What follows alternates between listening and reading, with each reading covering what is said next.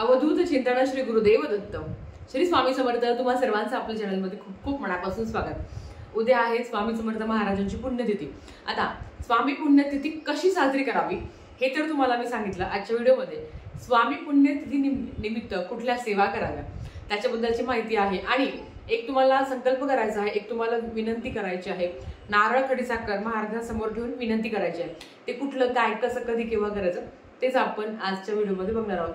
तर चला व्हिडिओला सुरुवात करूया। सर्वप्रथम उद्या स्वामी पुण्यतिथी असल्यामुळे सामूहिक स्वामी चरित्र सारामृताचे पारायण प्रत्येक केंद्रात होणार आहे।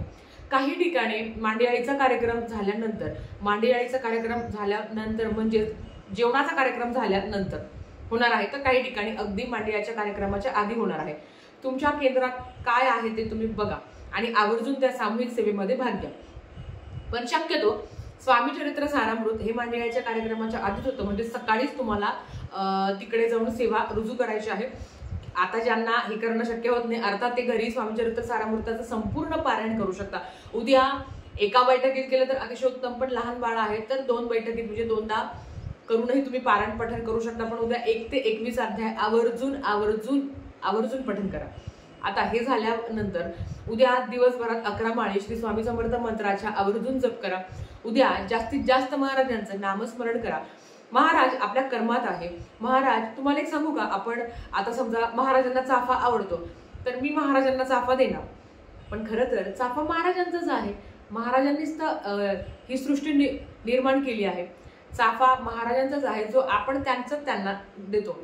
महाराजांना पुरणाचा नैवेद्य आवडतो म्हणून आपण भजी आवडतात किंवा महाराजांना बेसनाचे लाडू आवडायचे ते आपण महाराजांना देतो, पण खरं तर हे महाराजांनीच निर्माण केलंय ना। ही जी सृष्टी महाराजांनी बनवली आहे, मग त्याच्यामध्ये लाडू आले, फुलं आले, फळं आले, हे सगळं महाराजांनीच बनवलं आहे। मग आपण त्यातच त्यांना देतो।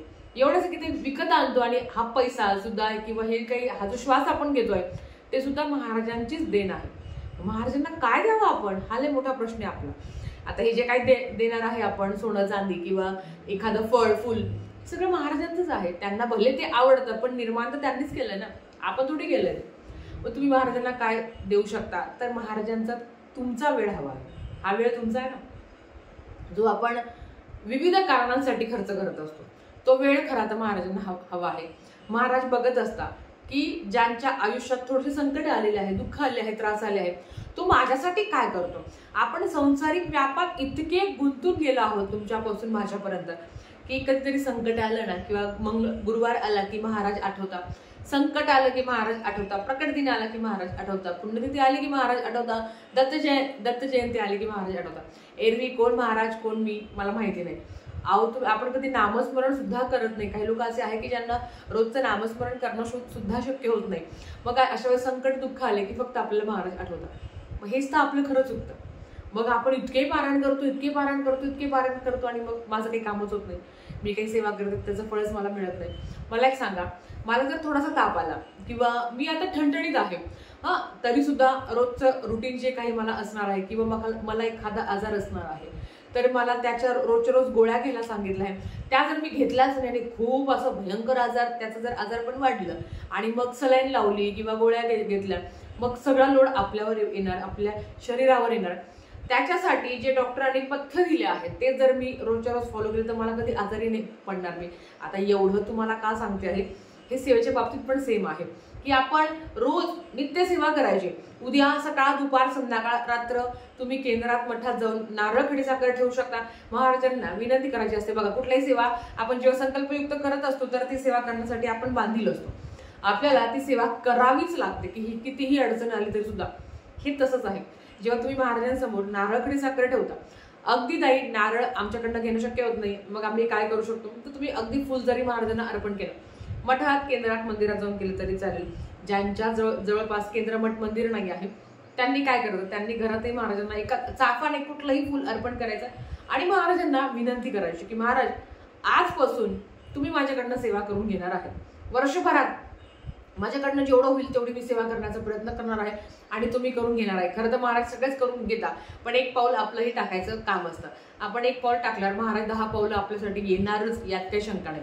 संकल्प करायचा, कितीही अडचणी आलो, मला कितीही सुख मिळो, मी तुम्हाला विसरणार नाही आणि मला कितीही दुःख मिळो मी तुमच्यावर रागवणार नाही। मी तुमची सेवा करणार, उलट माझे संकट आल्यावर माझी सेवा वाढणार. महाराजांना हीच प्रार्थना करायची असते की सेवेमध्ये सातत्य आहे किंवा ते तुम्ही घडवून आणा. करता करविता महाराज तुम्ही आणि मी फक्त निमित्त मात्र आहे. तुमच्याकडनं किती सेवा करून घ्यायची, किती उपासना करून घ्यायची हे सगळं महाराज जाणत असतात, पण हे तुमच्याकडनं करून घेण्यासाठी पण तुमची आतली परिस्थिती पाहिजे. तुम्हाला पण महाराजांबद्दल तळमळ असणं महत्वाचं आहे. तुम्हालाही स्वामींबद्दल एक आस्था असणं महत्वाचं आहे की रोज काहीही झालं तरी स्वामीचरित्र सारामृतचे 3 अध्याय मी पठण करणार. आता बऱ्याच वेळा अशा कमेंट्स येतात की ताई 1 अध्याय पठण केलं तर चालतो का? खरं सांगू का, 1 अध्याय पठण करायला अगदी 1 ते 1.5 मिनिटं लागतात. आता जर तुम्ही 24 तासापैकी महाराजांसाठी जर 10 मिनिटं काढत नाही तर महाराजांनी माझं ऐकावं आणि महाराजांनी माझी इच्छा पूर्ण करावी असं अजिबात तुम्ही म्हणायचंच नाही. 3 अध्याय 11 माळी झाल्याच पाहिजे. नामस्मरणाचे अखंड फायदे आहे, अखंड. तुम्ही चालता बोलता उठता बसता नामस्मरण करू शकता. 11 माळी महाराजांचे आपलं निरंतर नामस्मरण असतं आणि ते करत असतो आपण, पण 11 माळी महाराजांचे रोज पठण म्हणजे जप करायचे असतात. श्री स्वामी समर्थ, श्री स्वामी समर्थ, श्री स्वामी समर्थ या पद्धतीने.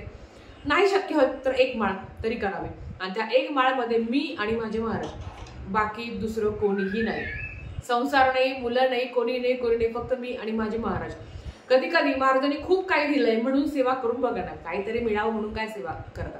संकल्पयुक्त सेवा करण्यासाठी ओझं असतं मनावर, ओझं की मला करायचंच आहे, काही पण हो तिकडे एका परत करून मी मोकळून जाते. पण काहीही न मागता सेवा करा. आज खूप दुःख आहे, मग ते सांसारिक आहे, आर्थिक आहे, शारीरिक आहे, मानसिक आहे. आपला मनुष्यजात खूप दुःखाने भरलेला आहे आणि जेव्हा हे सगळं असूनही फक्त महाराजांसाठी मी सेवा करत असतो, जेव्हा ही भावना असते ना, तेव्हा बघा हळूहळू प्रश्न सॉल्व्ह होतात. एक ठरवायचं की माझ्याकडनं एक स्वामी भक्त मी घडवणारच.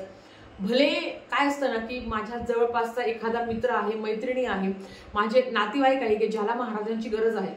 आपलं बऱ्याच वेळा एक स्वार्थी वृत्ती होते की माझं महाराजांनी भलं केलंय ना तर मी ते माझ्यापर्यंत ठेवते.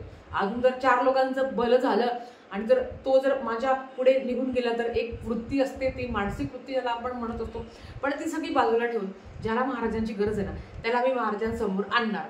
ज्याला गरज आहे मी म्हणणार की बाबा एकदा केंद्रात जा, आरत्या कर, स्वामीचरित्र सारामृत हातात घे, नामस्मरण कर. बघा, एखाद्याला महाराजांच्या चरणाजवळ आणून ठेवायचं काम आपण करत असतो. नंतर त्याचे कर्म महाराजांनी तो बघून घेतील. प्रत्येकाची आपण जबाबदारी घ्यायची नाही, पण हो ज्याला गरज आहे त्याला महाराजांसमोर आणायचं, त्याला म्हणायचं तू केंद्रात जा, आरती कर, तू सेवा कर, तुझ्या अडचणी दूर होणार. बघा, एखाद्याची अडचण जेव्हा तुम्ही मार्गी लावत असता तेव्हा महाराज आपल्यासाठी काहीतरी करत असतात आणि हे खरंच आहे.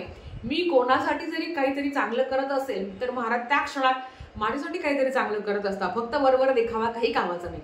जगाला दाखवायचं मी खूप चांगली आणि आत माझ्या मनात काय आहे ना हे माझ्यापेक्षा महाराज चांगले जाणत असतात. त्यांना माहिती आहे मी जगाला कितीही चांगलं दाखवण्याचा प्रयत्न केला, पण माझ्या अंतर्मनात काय आहे हे महाराजांना माहिती आहे. म्हणून करता आणि करविता तूच एक स्वामीनाथा, तुम्ही आणि मी फक्त निमित्त मात्र. तुम्ही म्हणत असता की ताई तुझ्यामुळे मी स्वामी सेवेत आलो, अजिबात नाही. हे तुमच्या नशिबात होतं. माझा व्हिडिओ सुद्धा तुमच्या समोर येणं हे सुद्धा तुमच्या नशिबात होतं. कदाचित एक मागच्या जन्माचं काहीतरी काय म्हणतात ना, तुमचे कर्ज आहे माझ्यावर किंवा महाराजांचे कर्ज आहे की मी तुमच्या मार्फत येते किंवा काही ना काही तोडकी मोडकी सेवा तुमच्या समोर आणण्याचा प्रयत्न करते. आणि हे कर्ज आहे जे म्हणजे माझं तुमच्यावर म्हणतो ना आपण की मला तुमचे ऋण फेडायचे आहे, मला महाराजांचे ऋण फेडायचे आहे. तर एक कर्ज आहे तुमचं माझ्यावर की ते मी फेडण्यासाठी हे काम करते आहे किंवा सेवा महाराज माझ्याकडनं करून घेत आहे. आपण कोणीही नाही, सगळं महाराज. जिथून सुरुवात शेवट मध्ये आले सगळं महाराज आहे, मी कोणीही नाही. म्हणून तुमचं नशीब चांगलं होतं की तुम्ही स्वामी सेवेत आला, त्याच्यासाठी महाराजांचे धन्यवाद म्हणा. आणि एकच सांगते की खरंच ज्याला गरज आहे ना त्याला महाराजांसमोर आणून ठेवा.